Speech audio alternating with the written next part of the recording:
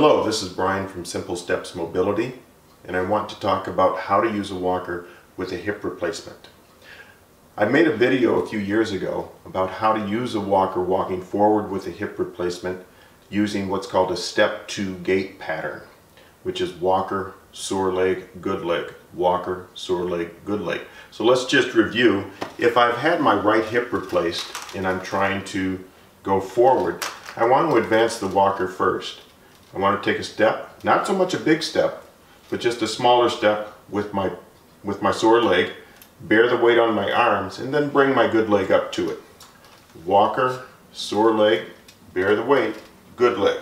It's what's called a step 2 gait pattern. So just say to yourself, walker, sore leg, good leg, walker, sore leg, good leg. That particular cadence doesn't work when you're walking backwards. It's actually reversed if you're walking backwards. So if you're going to walk backwards, and again, it's my right hip that's affected, I'm going to go good leg, bad leg, walker. Good leg, bad leg, walker. That takes the pressure off of the right leg or the sore leg so that you don't have to endure as much pain. It's still going to be painful though.